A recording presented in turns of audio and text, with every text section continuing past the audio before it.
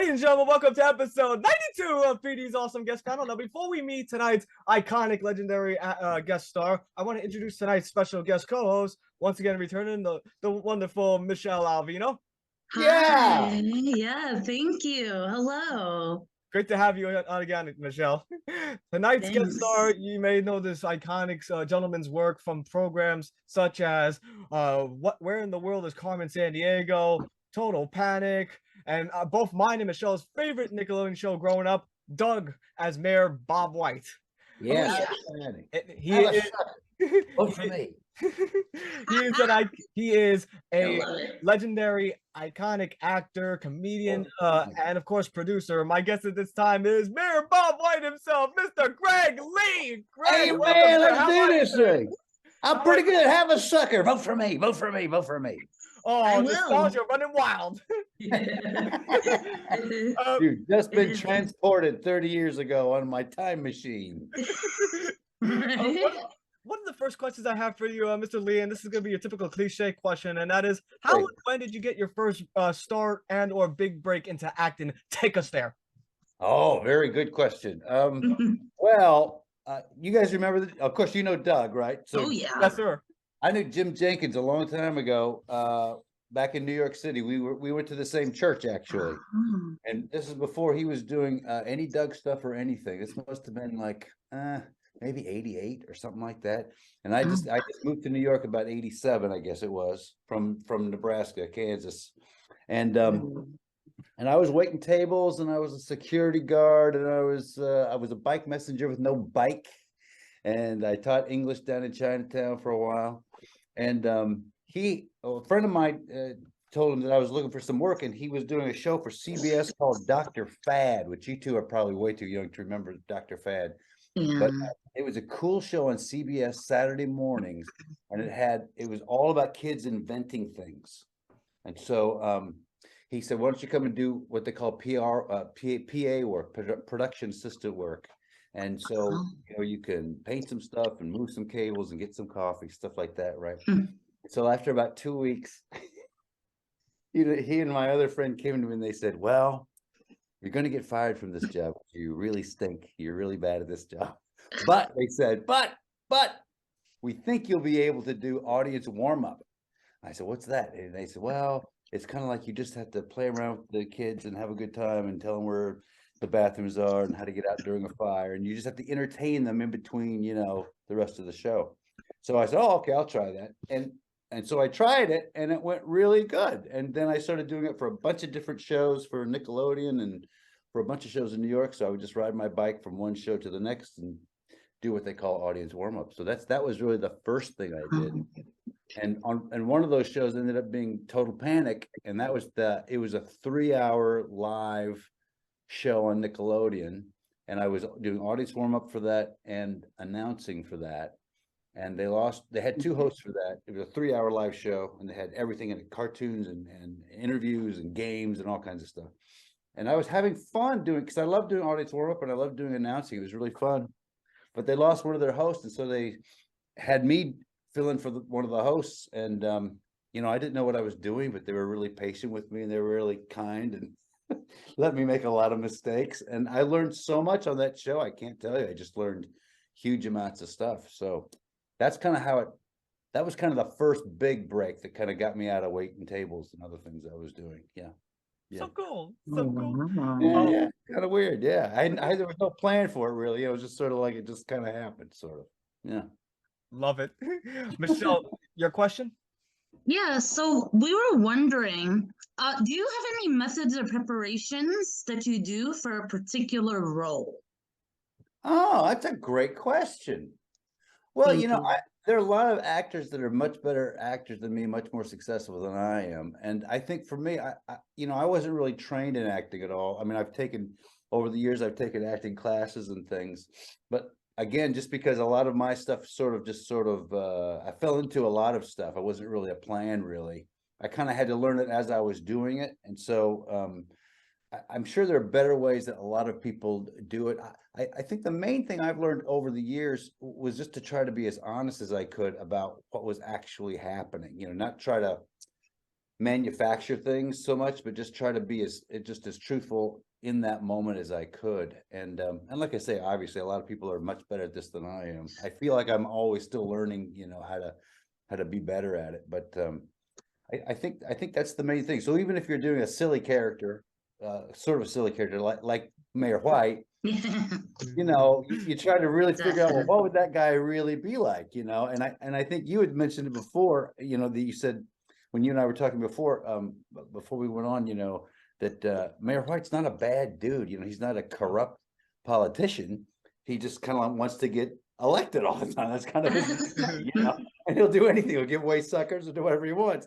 And so if you can find the truthfulness about that character, I think it makes it just a whole lot easier. I think the hard thing to do is to pretend some of that stuff. So even if it's a silly character, you try to make it as real as you can. And I think it's helpful. It's a very good question. You know, all the years I've been interviewed for stuff, no one's ever asked me that question. It's a very good question. Oh, wow. Thank you. You got me thinking on that one. Yeah, I don't know. Maybe I should prepare more. Here's a question I have for every actor or actress I have on my show, and this is what I call the raw emotion question. Like, if you were doing a scene or a particular voiceover role, and in this case, most likely live action, and you and I, let's say theoretically, you and I were doing a scene together in which our characters have to get into we have to get into a heated argument, and I pull you aside and say, Mr. Lee, and I would call you Mr. Lee because I have so much great respect for you. I would tell you, Mr. Lee, it seems like in this scene we have to get into a heated argument, and I think this would and I know it's going to sound very weird, but I need you to lay into me and lambast me so hard that you can make me cry. That way we can not only tap on real life emotion, that way to tell a story, but also to make it believable for the audience. If you were approached with this type of method, how would you react and what would you tell that actor? Oh, I would thank that actor, because I think that's exactly what you have to have. You have to have that kind of freedom between your fellow actors, that you understand, you know, this isn't personal. This isn't how I really feel about you. This is how this character feels about you in this moment, right?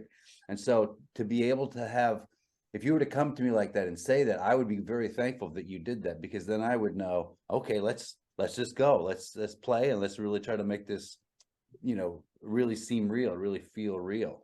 So I think I think it's good to have that discussion beforehand, you know, just so people know what this is, and we understand what we're all trying to do. But and once you have that and everybody knows what you're trying to do, then I think it makes it a lot easier. I think, and I'll just say, that's another good question. I've never been asked that question either. But here's another one. It makes me think about this. You know, I think a lot of times we forget. Like, you'll see, not somebody like me, but like a great actor, right? You'll see a great actor up there doing some great work, and even not so great actor, but you'll see an actor doing some great work. And I think sometimes we forget how many people it takes to make that work. For example, if the three of us were in a scene together, and I was supposed to be a really scary, crazy guy, right? It wouldn't work if the two of you were laughing at me, right? Or if you were just like, get out of here, right? It wouldn't work, right? No. Had a big smile on your face. Like, part of the reason that the rest of the audience will think I'm scary is if you are showing that you're scared too, right? And so that's kind of how that works. And the other things that play into it are like the angle of the camera, or the kind of music that's happening, or the lighting that's happening. You know, it's all of these things come together. So it's not just the actor doing their thing, you know, it's really a group activity that has to happen, you know. Once you all get on the same page, then that's when you can, it's sort of like giving an illusion, you know, for the audience in the sake of the story of what it really is. So to answer your question again, I would be very grateful if you would come to me and say that, because that would let me know that you and I both know, you know, we're trying to do a thing here. We're trying to make this feel scary, or feel funny, or feel whatever. And it takes, one actor can't do that by themselves, you know, so we all have to have the same plan, sort of. So absolutely, because at the end of the day, I know, like, if we did a scene together, I know that Greg Lee at the end of the day is this wonderful, awesome gentleman that would never do such a thing. And like, this is the character doing this. Right, of course. Yes, exactly. Yeah. But it's good to have that discussion, I think, always, because especially if you don't know people. Like, one thing that happens with a lot of what I've done, because I haven't done a lot of long-term stuff, a lot of actors will find themselves in the position where you have a one day, right? So you might come one day to do your one thing, and you don't know anybody. You don't know the crew. You don't know the other actors. You don't know the director. And you don't know anybody. So they don't know if you're a good guy or not. They don't know if you're a funny person or not, if you're a kind person. You know, all they're going to know really is what you do for the camera. And so I think it is good to kind of make those introductions and know what the plan is before. And for me, I think it helps. Now, some guys I think would say, you know, if I'm supposed to be a mean, scary guy for the show, then I'm going to be mean and scary while we're all having lunch, you know, in between shots. Some guys do. Some guys believe in that, and they, you know, they think that's the best way for them to work. Agreed. For me, it was always, there's a craft of, you know, it's a group effort of making something up. It can be a wonderful thing. So I think it's fine to be nice in your normal life and then be a mean guy when the cameras are rolling. I think that's okay. Yeah, because like you said, like you both the players have to do their part because one person can't do it by themselves. Yeah, I mean, how many times have you seen a movie? Just to take a really interesting, you know, a quick example. How many times have you seen a movie or a TV show where the music was off, right? Either there wasn't any music or it was kind of the wrong kind of music. You can play, as an actor, you can play something a certain way, but if the music is like silly, well, then now it's going to be a silly scene. No matter how you play it, it's going to come off silly. If it's scary, it's going to be scary no matter how you play it, right? Because it all matters. It all matters. It's not just the actor doing it. Very and what true. you're saying to you, what the writer wrote for you to say and to do, all that matters too. So. Absolutely. Michelle, your question? Sure. So we were wondering if you prefer acting, stand-up comedy, or producing more. Oh, very good question. Well, I had to say that I haven't really done stand-up comedy. I've done it a few times. When I first started, I knew a lot of now famous stand-up comedy people. We had the same manager for a long time. I knew a lot of them. They weren't famous at the time, but they're very famous now. And they were real stand-up comedians. And I was never a stand-up comedian. I was the warm-up guy who got some hosting jobs and eventually became an actor. So I don't know that I really know so much about that. I've done, you know, some characters in comedy clubs before. I've done that, and I've done a lot of improv on stage before, and some funny characters. But I haven't done that much stand-up comedy. But I have to say, of those three things, I think my favorite, which you didn't mention actually, is probably writing. I really like writing probably more than anything. I mean, I love doing voiceover. I think voiceover is really fun. Acting to me is a lot of work. To me, acting is hard work. And I don't mind working hard, but it takes a long time. And there can be many hours where you don't do very much, and it kind of gets, for me, it gets kind of boring. You know, if you almost feel like you're waiting around in the doctor's office sometimes, you know, while you're waiting to do something. But for me, I like to wake up and write. Like I write a lot of scripts nowadays and different things for different people. So I enjoy doing that probably the most.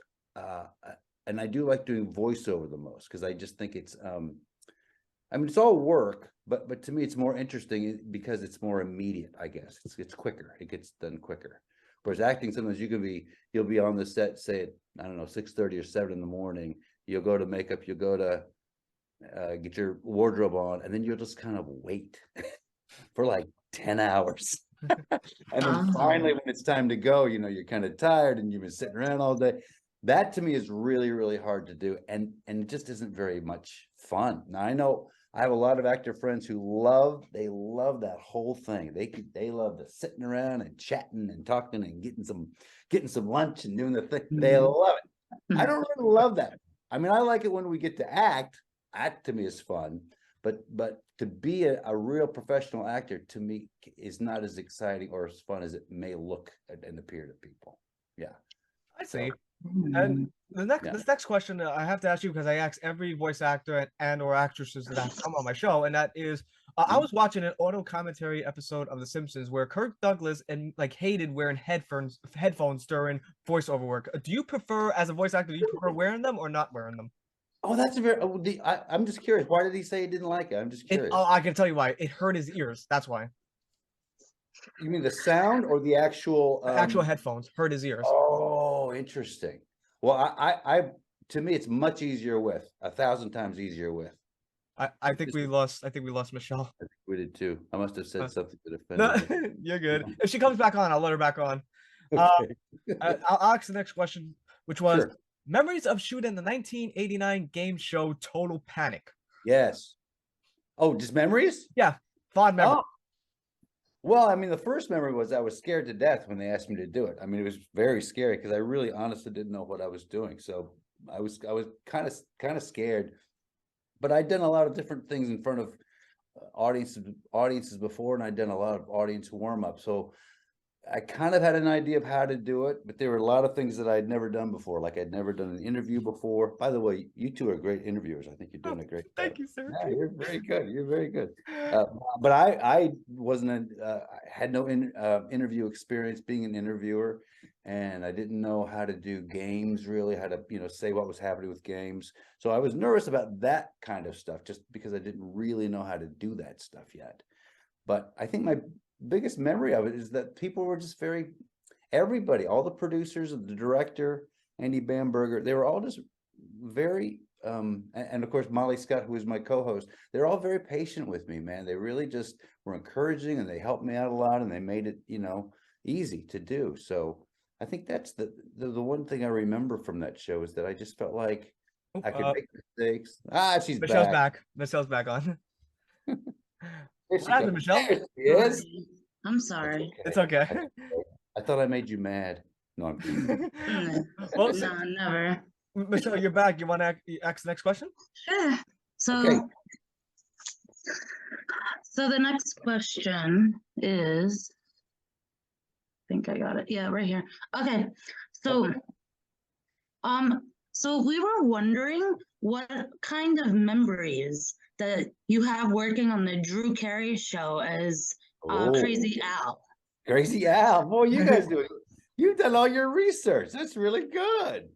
Well, that was a really fun one, because the weird thing about that job was, it was Crazy Al was sort of he was supposed to be a crazy, wasn't he like a used car salesman, right? Wasn't that I think it was like Crazy Eddie, right?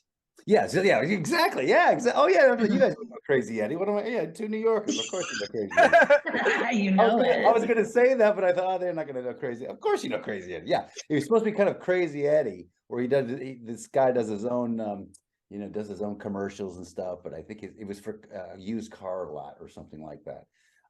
But the part I did then, he was running a contest, which for me was like, oh, it's kind of like when I've been hosting shows, so it's not that nutty. So it was just, I don't know, it was another thing where it was just really easy and really fun. I remember we shot that scene a few times, and the director asked me once to make it really crazy, so I made it really crazy. He said, that crazy, so we brought it back a little bit, and so after seeing which one he picked, that's what he was going for. Okay, so he wanted a little more crazy, but not that crazy, kind of medium crazy. So that's what we were going for. But everybody on that one too is just very, most everybody I've ever worked with, I think I've been kind of lucky. Most everybody I've ever worked with have always been very nice, professional, good people, and that makes it nice to do, so yeah. This I definitely want to get your take on too. Your memories of shooting the Sesame Street Visit the Firehouse, and I believe you were one of the firefighters. Yes. How do you guys know all this stuff? We were born in the 90s. Good grief, Yeah. amazing. Let me tell you, man. That Sesame Street thing, that was when I got a little starstruck that time. I mean, it was a little weird because I got to work with Elmo and I worked with Big Bird and all that. And I mean, I was kind of freaking out because I did a few days on that, and I was like, this is kind of weird, man. I'm like I'm riding the back of a fire truck with Big Bird. I mean, it was weird. And the guy who did Big Bird his name was Carol Spinney, and he was just such a sweet, lovely guy. And I don't know if you guys know this. You probably do. You guys know all this. You guys know everything. But I didn't know this, that to do Big Bird, he had his hand, and like this. And yeah. Yep. And then he had like a monitor inside his chest, sort of, so he could see what he was doing, all inside the camera. And so we were riding on the back of this, on the back of this fire truck, and you know, they were just driving, but it was like the roads in New Jersey or wherever we were. And you know, we a few times we were like, gee, I think we're gonna pop off of this thing. I thought, well, this is gonna be great. I'm gonna be watching Big Bird go to the hospital with me back here, and people are gonna be mad at me for not holding him on here. But that was the greatest thing about that. That was just yeah, we must have done, it seemed like we did 3 or 4 days, something like that. I think the main thing I remember from that was how much work and how long it took to do that. I mean, they really were, you know, meticulous, and they really did it. I mean, they were complete pros, but I think it surprised me how much work that was, because it was still kind of early in my career at that time. And I was kind of surprised at, you know, growing up, you think, oh, this is just, you know, it's Sesame Street, they're having fun, they're puppets, it's doing the thing. It's a lot of work, man. People don't realize they work really hard, long hours, and everybody stays on it. So it was another example of when I just, as a younger guy, I learned pretty quickly, this is really work. You know, it's not like party time really, but I mean, still fun, but. But Michelle, before you ask the next question, I gotta ask, Mr. Lee, did you get to work with? I know he passed away not that long after, but did you get to work with the late Jim Henson or Frank Oz? No, I've never worked with either one of those, not knowingly anyway. No, I didn't. I think Jim had passed already by the time I was on there, and I don't think Mr. Oz was there at that time. No, I've never worked with those guys. Oh, okay. Yeah. Michelle, your question? Sure. So I love this show. So I want to know your memories working on the George Lopez show. Oh, George Lopez show. Yeah. Okay, here's my biggest memory of George Lopez. Again, and I'm not just saying this, but again, everybody on there was just great. I mean, everybody was easy and professional and terrific. I had a very short scene on that show. But you know, people treated you like you're professional. They didn't treat you like you were a stick, you know. And I remember for some reason, like most of it was just sitting on a couch, and George was over here. And for some reason, I don't remember why, it was taking a while to set up some shot or something. So we were kind of sitting together for like a while. And again, you know, when you're the one guy who doesn't know anybody, because I do one day there, right? They all have worked together for years, but I don't know anybody, you know. So I'm just sitting there with George Lopez, and he started calling me Phil Collins or something. Underneath his breath, he was like, "Hey, Phil Collins." And I said something like, do you guys know who Phil Collins is? Yes, the singer. He sang my favorite song, "In the Air Tonight." Yeah, exactly. And he did a song called Susudio. And I remember I said something like Susudio back to him. And then that made him laugh, and I laughed. So we just did that joke for a long time, just the two of us kind of whispering back and forth, waiting for something to happen. I don't remember. That's the main thing I remember from that. It wasn't a real long time that I spent on that show, but yeah, that's what I remember from that show. And Mr. Lee, I have to ask you, because this is another big project you were part of. And Michelle, you as a 90s kid, you will remember this one too. Memories of working on the 1990 game show. Where in the world is Carmen Sandiego? I have no memory of what are you talking about? No, I'm just teasing. Where in the world is your memories? Where are my memories? Exactly. Where in the world are my memories? Hey man, let me tell you, that was the greatest job I ever had. I mean, it was just the greatest job. I met tremendous friends. I made tremendous friends on that, in front of the camera, behind the camera. I even met my wife on that show, Pinchley. I met her on that show. Oh, wow. We've been married now for about 30 years. Oh, God bless you. Wow, yeah. Thank you. Yes. And it was another just great experience. I had worked for a couple of the producers I'd worked for a few times on other shows as a warm-up guy. And so when the audition for this show came up, I was pretty sure I wasn't going to get it, because there were a lot of guys that were a lot better than I was. And I got down, I think they started with 300 people and they got down to 3. And then I saw the 2 other guys and I said, well, they're probably going to get it, not me, but maybe I'll get to do warm up or maybe writing or announcing or something. So when I got it, I was really genuinely surprised that I got it. But I think one of the reasons they liked it was because they knew that from my warm-up days that I didn't really get too nervous if things went wrong or if things kind of went off kilter. Because that first year, we shot all the shows like they're live. We shot everything like boom. So we do just like you see them on TV. That's how we shot. So we do the first round, second round, go to the chief's office, come out, do the second round, then go to the map and blah blah blah. We just do it just like you saw on the show, and it would take about that long. With the next few years, like year 2 through 5, we started doing all the chief stuff beforehand. So she would come in by herself, and we would do all the, when I went to her office, we would shoot all those at once. We'd shoot all of her stuff at once, and then she would go off and do other things. And then we would come back and we would do round 1, round 2, send the kids home, right? And then we'd have all the winners come back for just the maps, and then we do like 2 weeks of just maps. So that made it a lot easier, because when we were doing that first year, it was hard to do a full show like that and try to remember all the little bits with Rockapella and with the chief and all that stuff. It was a lot harder that way. But so once we started pre-taping something, it made it a lot easier. So the first year was hard. And you know how you can tell the first year? You guys may know this because you guys know everything, apparently. Yeah.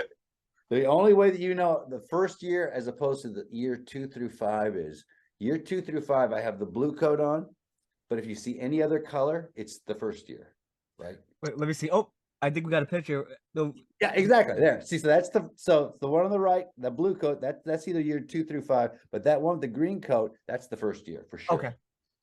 And also I'm a little younger, not so tired, and I have a little more hair and all that stuff. Yeah. Michelle, your next question? Yeah. So I want to know your memories announcing the 1990 game show Out of Here. Oh, Out of Here. Wow, I haven't been asked about that for a long time. Okay. We'd like to go back. Yeah, it's great. Take it back. So this is so see, Out of Here, we shot that down in Orlando. Ooh. And I don't know if you guys remember this or not, but like when Universal Studios opened in Orlando, they had Nickelodeon Studios. Yeah. Right. That's right. Yeah. So we were shooting Total Panic in New York, and then we did the last, maybe I want to say the last half, the last season in Orlando, and when they opened up that studio, right? So we finished up that show down there, and then I stayed down there because Nickelodeon was trying to find another show for me to do. And so we had a lot of pilots, and we did a lot of different things. In the meantime, I went back to doing warm up and working on these other pilots and stuff. And so Out of Here was one of those pilots. Yeah, and the kids were really, really. Oh wait, Out of Here. Is that Out of Here? Get out of here. That's Out of Here. Yeah, that's right. That's Out of Here. And so, and those kids were just great kids, and they jumped right into it. The cool thing about doing shows down there was we would get our audiences from the park, right? So they would come in and just watch a show, and then they would also have people who were on tours of the studio, and they would have these big windows, and they'd just be walking by the windows watching us do a show, the whole time. So it was very cool to do shows there. But after we were there for I was down there maybe 8 months, 9 months. All the different things we did weren't working for me. And then that's when I heard about they were doing 3 cartoons that were just starting, and I was heading back up to New York, and they were doing 3 shows, 3 cartoons. This is the first time they did cartoons on Nickelodeon, right? And so it was Ren and Stimpy, and Rugrats and Doug. Yeah. Right. And so again, my friend Jim Jenkins had created Doug, and so he wanted me to do this character on it. And so I was able to do that. I went back to New York, and by the time I got back to New York, maybe after a month is when they started doing auditions for Carmen. So then I started doing Doug and Carmen, and then somewhere in there, like the second year or so, I did an old show. At night, I would do a show for ESPN called Max Out, and I don't think you'll find anything on Max Out, dude. I can't find anything on Max Out, but it was a show. It was one of the first shows that would do like a sports thing. It was for teenagers. It was like a sports thing, where guys would crash, and they'd have this new rock music, like new rock bands would be playing music, and rap guys and stuff like that. And so we had like it was one of the first times they would have like the TV screens and the smoke machine and all that stuff, and I would do that. So then I would do like 5 Carmens during the day, and I'd do 2 or 3 Max Outs at night, and then I'd slip in some Doug stuff in there, and then on the weekends I would do they used to have malls a long time ago. You guys remember malls? I do. Yes. Back in the old days, they had malls, man, and they used to do mall shows, and so we would go out on the weekends. We could do mall shows, like a small version of Carmen Sandiego in malls. So we go all across the country doing that. So it was pretty busy there for many years, you know, where I didn't have many days off really, but it's probably why I don't like to travel that much these days because I'm tired of flying. I have to ask you, Mr. Lee, because you did so many game shows, especially Nickelodeon at the time was known for many game shows. Did you ever try out for game shows, like as an announcer for host for like Legends of the Hidden Temple, Guts, or Double Dare?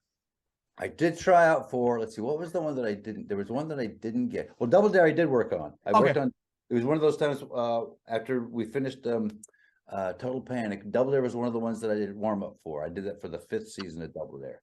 And Mark Summers was really, really good to me, man. He was just so good to me, and he gave me a lot of pointers and was very encouraging. Oh wow. So I worked on that. And I think there was one called, you guys would know this better than I would. Was there one called Make the Grade? That sounds familiar. I think I did some stuff on that and Out of Here, Double Dare. And there was one Guts. I think I auditioned for Guts, but I didn't get it. My friend Michael O'Malley got it. He was really good. Oh, okay.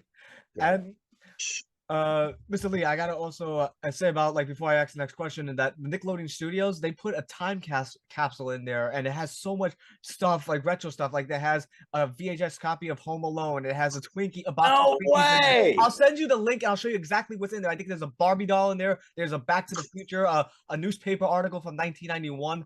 I gotta show you this list.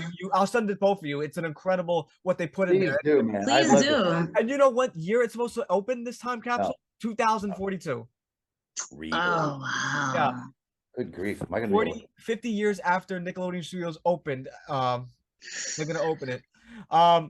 I don't know if I'll be alive. I don't know if I'll be alive then. Gee whiz. It's like a wheel way up. Here's the $1 million question that me and Michelle have been waiting to get your thoughts on, though. Your memories of doing both the Nickelodeon and Disney's version of Doug as Mayor/Principal Bob White. That's correct. Wow. Can I ask you guys a question before I answer that? Which version do you prefer? That's so funny because we were gonna ask you that same question. You were? Okay. I asked you first. I preferred the Nickelodeon one, but that's just my opinion. Michelle, what was yours? You know, funny enough, I like the Nickelodeon also. Can I just tell you? Because I was just at a Comic-Con, a Pensacon down in Pensacola, Florida. I was there 2 weeks ago, right? Which was great. And I saw a bunch of old Carmen fans and a bunch of old Doug fans. And I asked them the same question. I want to tell you, everybody I asked, everybody, without exception, likes the Nickelodeon version better. And I do too. I do too. I just think it was a better, I think for me, I just liked it better. And you know, those Nickelodeon versions, I remember they did the artwork over in France. You remember it kind of had that fuzzy, kind of weird. Yes. Yeah. It looked cool. The first 3 episodes, I believe. Yeah, it just looked cool when they did them over there. I thought it looked really cool, and I thought that's when Billy West was doing the Doug voice, and the other guy, I can't remember the other guy's name who did it when they moved. What was his name? He was good too. He was good too. They wanted Doug to be a little bit older, so that's why they switched voiceover. Well, I had Billy West on my show last year, and he told me he absolutely hated the Disney version. He said that was one of the reasons why he didn't want to come back for it. Yeah. Oh, is that right? He told me. Yeah, he told me that in the. I'll show you the interview that I did with him. Yeah. I mean, it was fine, but if you ask me which one I prefer, I, without question and without hesitation, would say the earlier ones. Yeah, I just thought they looked, to me, it looked better and it played better. I just liked it better. I agree. It wasn't so smooth, right? Like it wasn't as smooth and pretty. And look, I mean, you can see in the background. I have one from the Disney version, and I have one from the Nickelodeon version. Oh yeah, that's it. That's exactly right. Now that's a perfect example. I hadn't even noticed that, but you're right. Huh. Also, before I ask the next question, there's a video actually of them launching the Nickelodeon time capsule. I'll actually send you that video. It's from 1992 August, and they actually show what they put in the time capsule. So I'll send you a link to that video to both of you, so you can actually see what they put in there. Yeah. Something. Do that. I don't mind turning into an old man. I really don't. No, you're not. You're not. No, you're not. Listen, I kind of like. No, I actually I'm enjoying it. I really am. But I have to tell you, it's weird because I think now that you said it that way, I think I was there when they did. I think because when they did that, did they also do the opening of the Geyser? Did they do it then? Yes, yes. Okay, I was there. I hosted that thing. I can't believe I forgot. Oh my word! What a moron. It was Um, something you said that time. I said, wait a minute. Now I remember the time capsule. Because it was when we did the Geyser for the first time, man. Yeah. Oh Yeah. man. I hosted that. I can't believe I I actually went to Universal last year as a part of like it was a secret plan for engagement because I proposed to my fiance there. And that is cool, man. I have to tell you, I actually did it at Magic King. I did it at Magic Kingdom by the castle when the fireworks went off at on Friday at 8 p.m. Wow. Wow. You're a cool guy. That's pretty romantic. I tried, and I saw the nickel. And when I saw Universal Studios, it was all like white. It was really depressing. Like I grew up with this whole colorful blue and orange, and then it's all white. It was so upsetting to see what it was like, and it was all gated too. There's a great, I'm sure you all probably know it, but I recently found a great series on YouTube called is it Defunct or something like that? Defunct. And it talks about all the things that have gone, they're past, right? And they talk about Nick Studios and about Nickelodeon Studios, and it shows the old days and exactly what you're talking about. Sort of, it's kind of, isn't it painted all white and something? Yeah. Like that? Yeah. Boring. Boring. Yeah. I will say this. Yeah, and I will say this too. I actually had the honor of actually going inside Nickelodeon Studios in 1998 May when I was an 8-year-old boy. My parents took us to Disney World and Universal, and I got to go actually inside the Nickelodeon Studios. It was so fucking cool. I loved it. Me too. You went there too? later. You a year later. You both were at Nickelodeon Studios. Yes. Okay, let me ask you this question then. Okay. I know you're supposed to be asking me stuff, but no, go ahead. You're much more the tables have turned. Did you when you took that tour, did you happen to go through a game lab? Did you have to go through a thing called? Yeah, we did a game. It was like a double dare kind of game. Wait a minute, Michelle. Wait a minute. Did you do the same exact game I did? Because they had a game where we had to build a dam with like the angry beavers, like they did like an angry beavers thing, and then no, it was a cat dog thing. We did.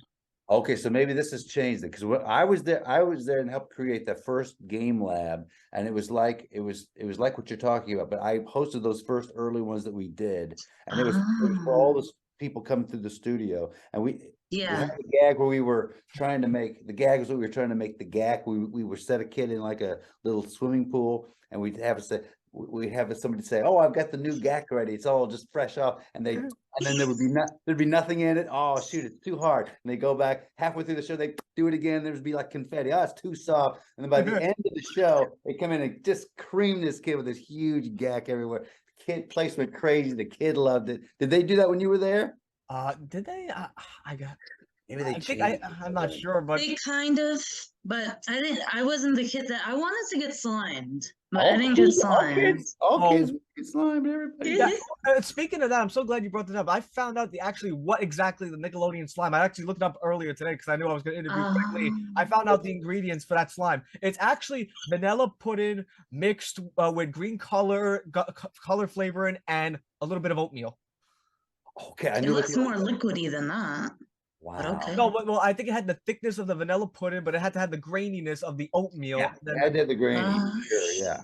And then I knew about the oatmeal, but I didn't know about the vanilla pudding. I didn't know about that part. I was shocked when I read that. And also, Greg, you might remember this too because you've been in Nickelodeon Studios, and Michelle too. Like when you go inside, there is a mural on the wall, and it's a big ass rocket ship on the Nickelodeon rocket ship, and it has all the characters in it, like near it, like Ren and Stimpy's there, Dog's there, Rugrat.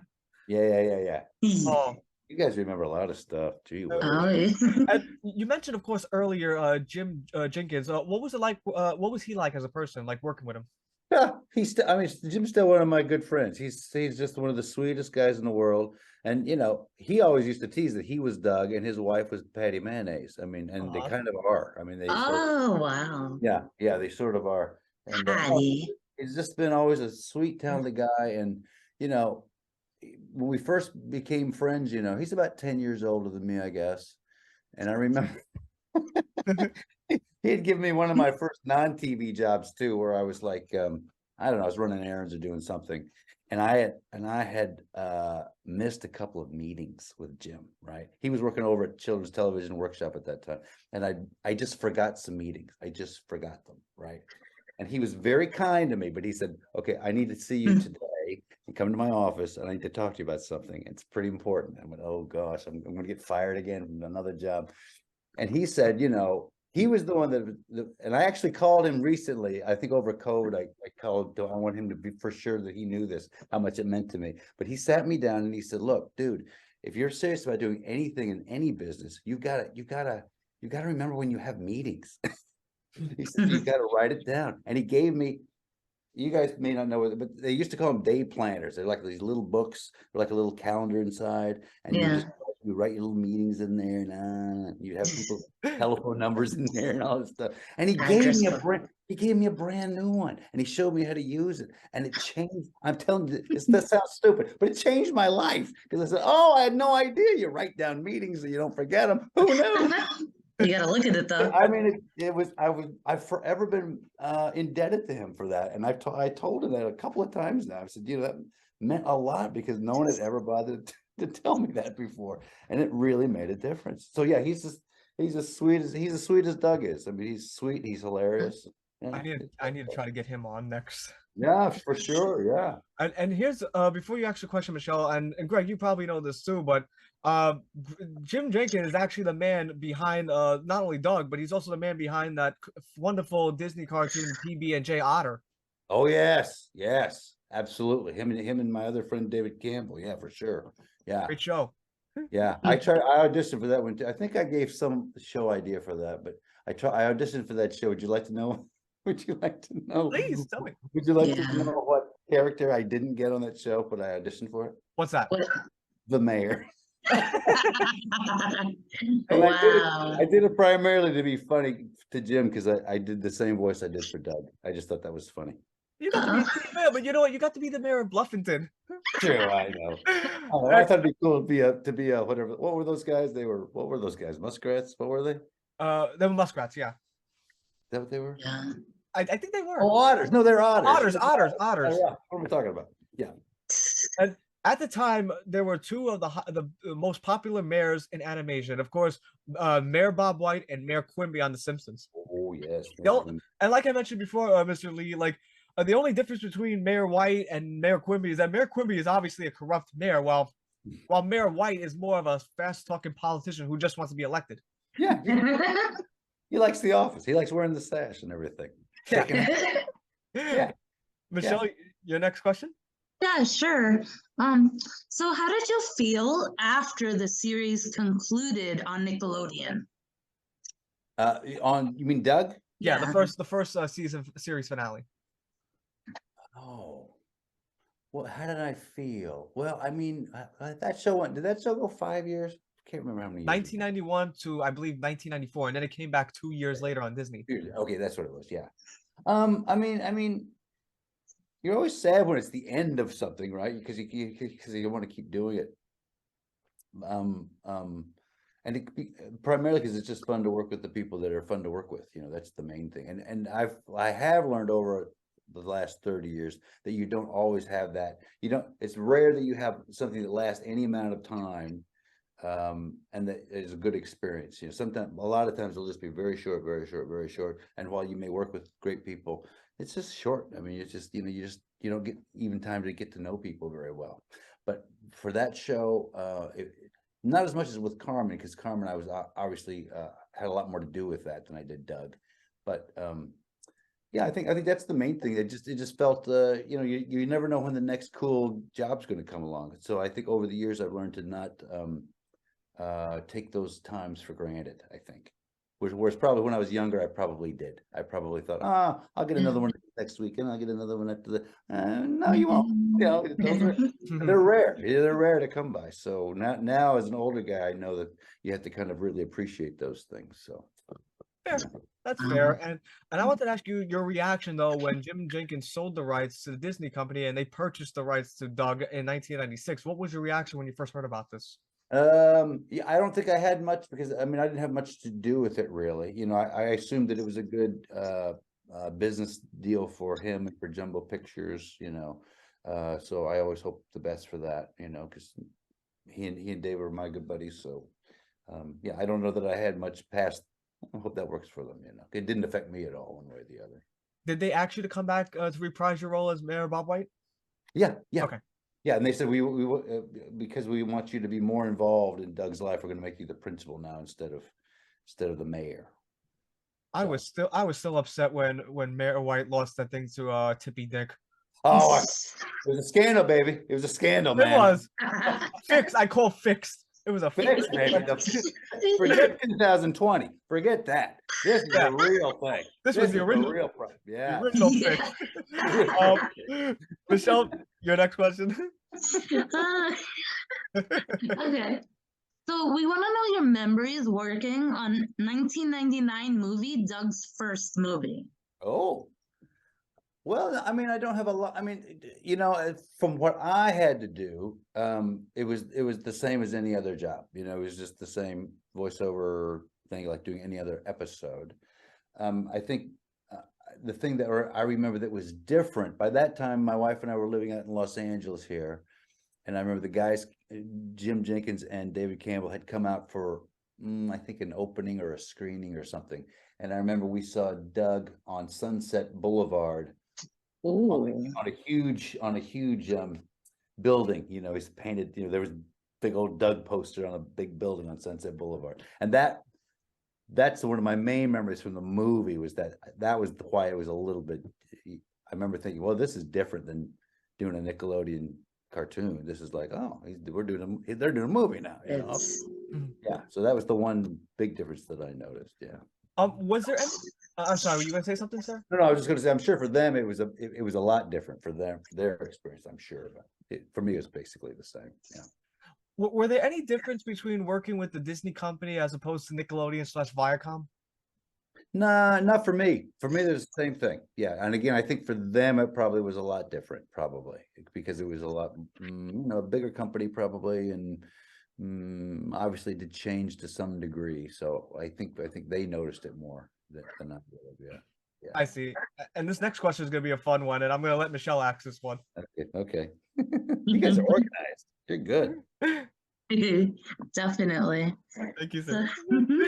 You're both smiling way too much. You're making me blush. You're making me blush, Mr. Lee. Now I'm nervous. We're like so happy. We're just very honored and happy right now. Oh, I'm thrilled, you guys. I'm happy. Oh man. Okay. So we want to know if there's any difference between working. No, I Michelle, that was already asked. Okay. Which version of Doug do you prefer? Well, we just Disney's are okay. So favorite. Okay, we want to know your favorite mayor, principal, White line. Yes. Maybe in the voice if you want. There is no doubt about this. There's no doubt about this. My favorite line in the entire thing is, and you guys know what it is. Yes. Vote for me. Vote for me. Have a sucker, Doug. Vote for me. Can I tell you some of my favorite lines? I mean, you had so many great ones. But one of my favorites is in the one with Doug's Christmas episode where he's hosting like a radio show and he goes, "Now here's my secret. Just make sure you marinate the cocktail weenies in grape jelly first."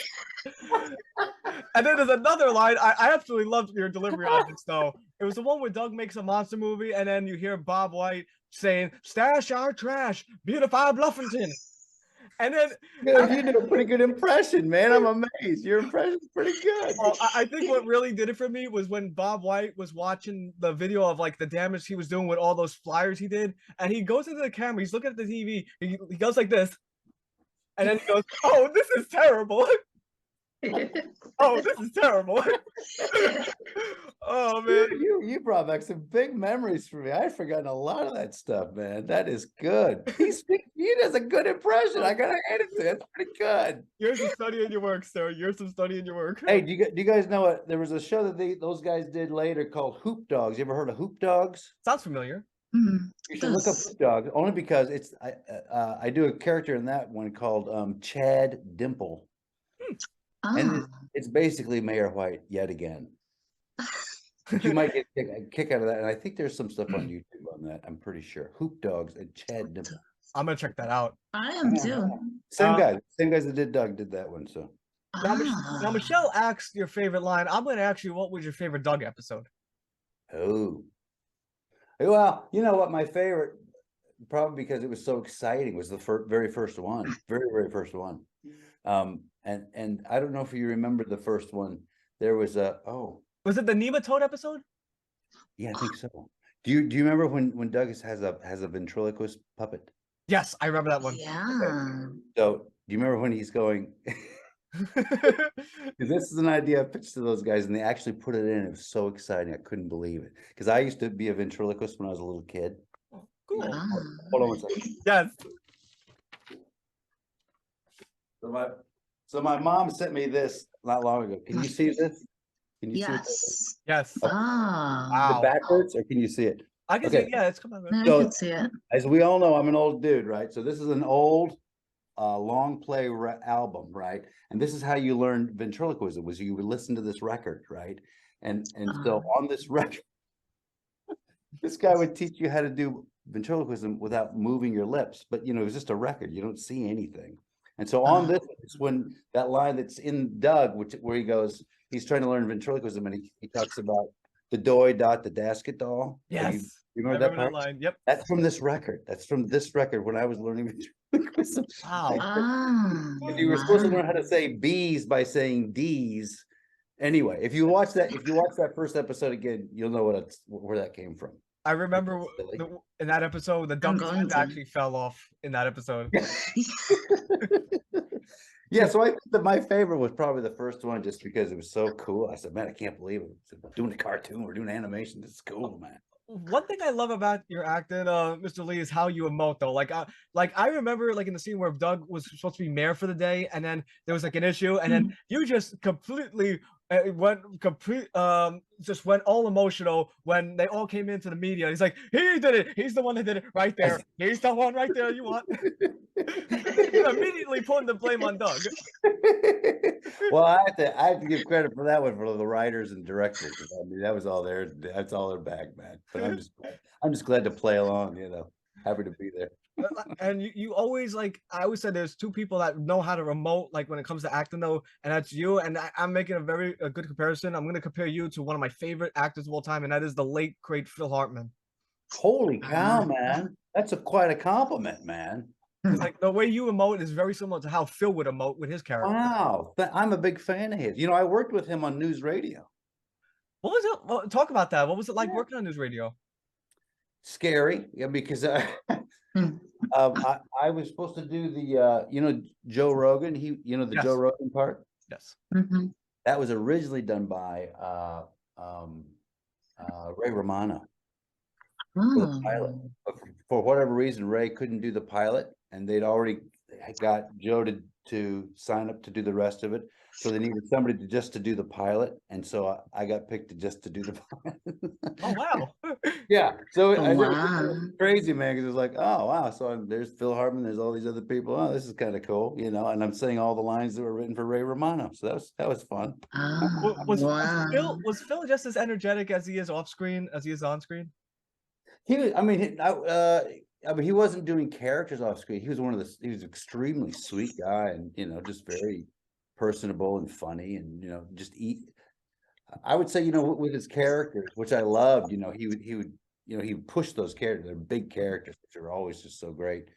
And I would just say, I think in person, I think he was just more naturally, you know, easily funny, and just a personable, funny person. So that's the main thing. I loved him as Troy McClure, though. I mean, you've seen his work as Troy McClure on The Simpsons.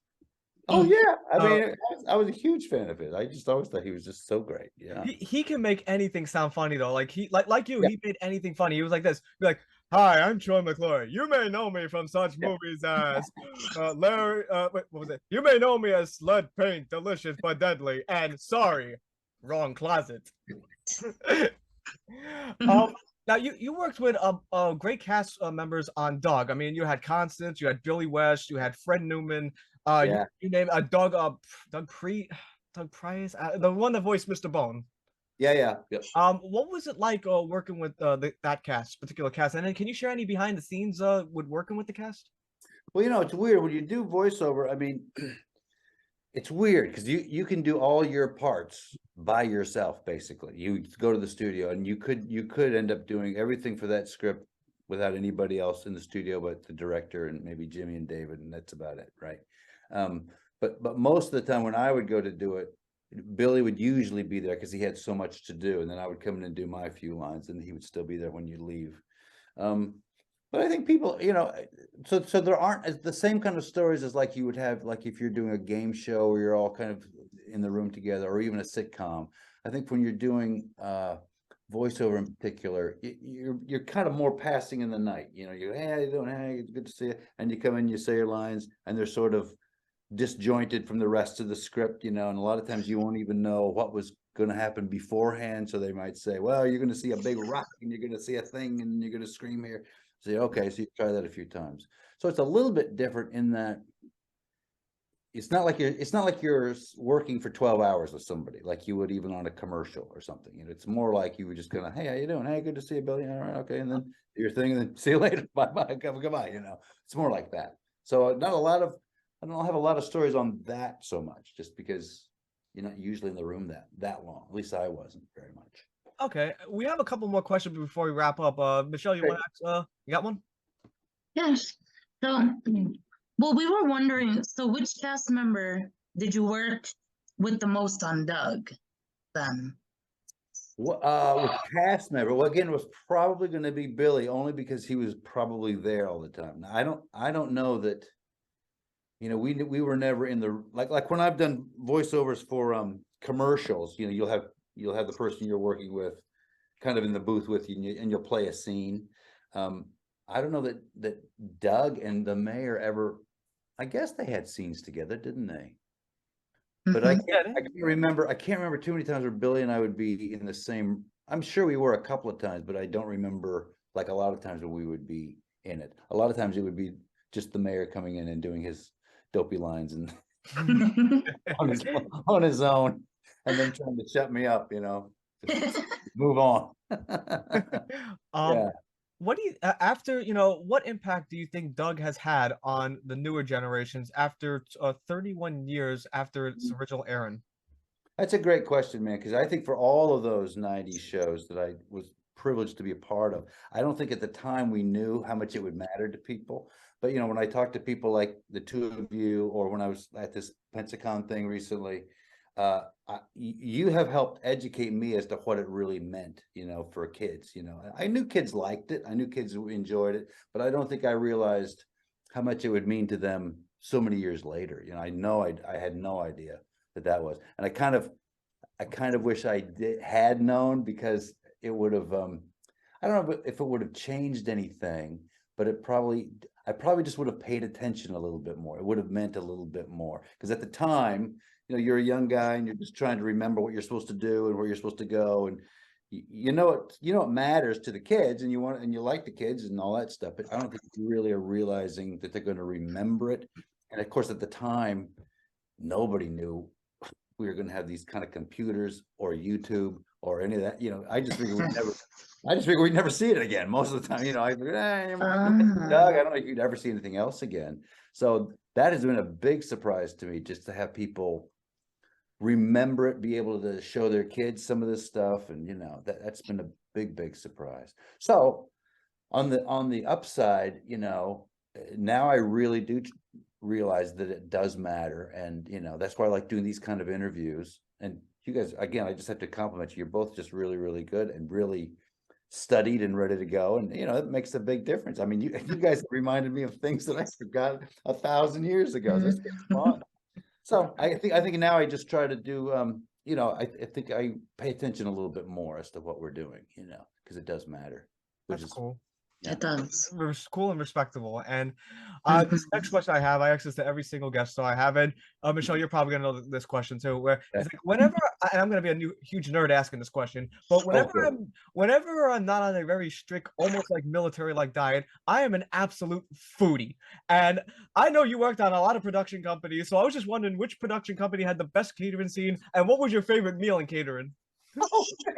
Oh man. Okay, that is the third question, at least this interview, that I've never been asked ever in 30 years. No one has ever asked me that ever one time. Holy cat, you guys are nuts. I love this. My favorite, man. I don't know, dude. I really don't know. I mean, usually they're pretty good. It's like amazing what you're getting. On a rare occasion, you won't have it very nice, but boy, that's just I can't even answer that, dude. Don't worry. Don't worry. What do some people say? I'm just curious. I've had salmon on the show. I've had like nice coconut donuts. I've had a lot of interesting responses. I've had the craft company that put out good catering food. Wow, I'm impressed that people can remember that stuff. And then they also, like, somebody said they had like a customized McBagel, but it wasn't really a McDonald's bagel. It was actually a bagel, but it was built like it's in the style of McDonald's bagel. Good grief. Nice.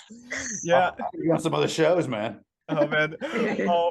And one of the final questions I have for you is, if you could have been on any like cartoon or any TV show that you wanted, what would it be? Oh, no, that's again another question I've never been asked before. Well, I mean, as a kid, you know, I grew up with a lot of Looney Tunes stuff. I loved Bugs Bunny. Oh yeah. And I really loved what was my favorite? Well, there was an old show called Johnny Quest. Yes, and Haji. I remember that. Haji. Haji, yeah, man, I love all that stuff.